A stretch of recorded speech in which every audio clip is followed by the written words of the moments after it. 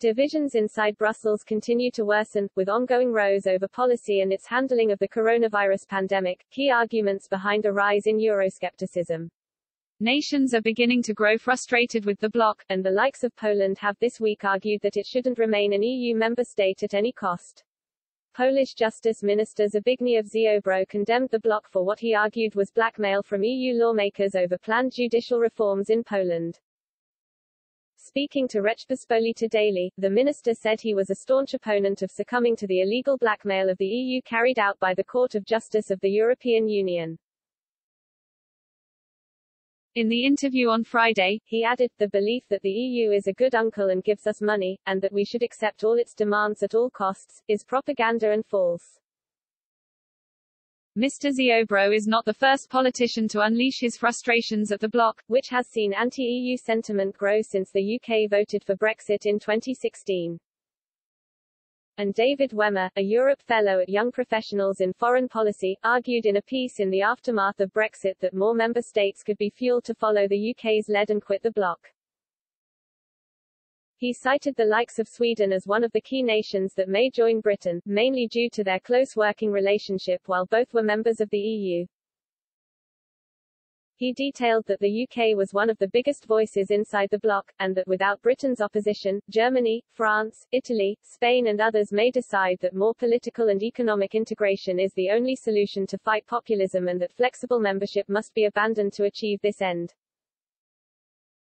Writing in the Diplomatic Courier in 2016, he added, "Facing political isolation without the United Kingdom and feeling pressure to cede more sovereignty to Brussels, Swedish political elites may look to leave the Union." In the United Kingdom, it was ultimately an alliance between populist anger and conservative elite opposition to an ever-closer union that won the referendum. This scenario could easily be repeated in Sweden, Denmark, and even the new Eastern European states. Perhaps more concerning, a gridlock between integrationist and anti-integration member states could cripple the already dysfunctional EU system, further deteriorating support for the Union throughout the continent. Other experts have also claimed that Sweden could well be the next to quit the bloc, including Catherine Dannon, a senior analyst for Stockholm's leading financial institution Swedbank.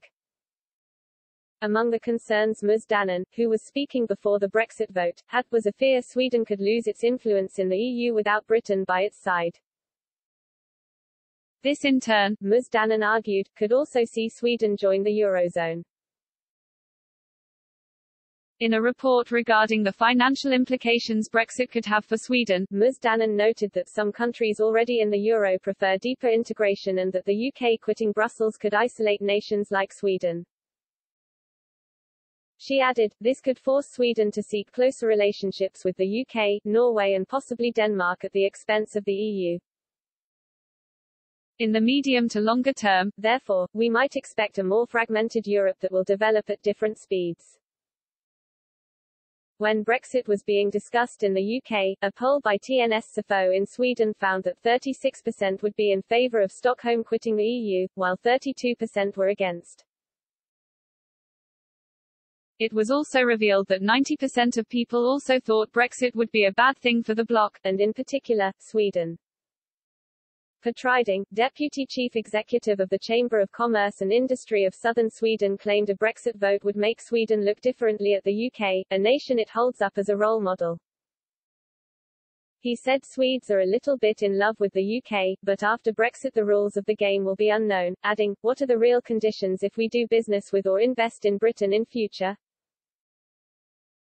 That insecurity will make people shy away from investment. After years of wrangling, the EU's deal with the UK was confirmed on Christmas Eve last year, but the discussions proved to be a long and drawn-out affair.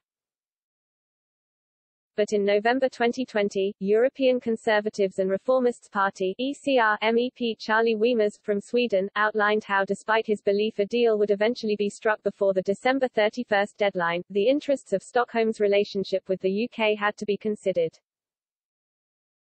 Speaking during an online Brexit debate in the European Parliament, Mr. Weimers said, I just hope an adult will stand up in the room and point out the broader EU interests in all this. Sweden is among those very dependent on the UK on trade. There could be a fudge, but that is the typical way of doing things for the EU, but if that happens it could leave a sour taste for years to come. Another thing to consider is if a successful Brexit will inspire others to consider leaving the EU. Of course, nothing could be worse for the EU.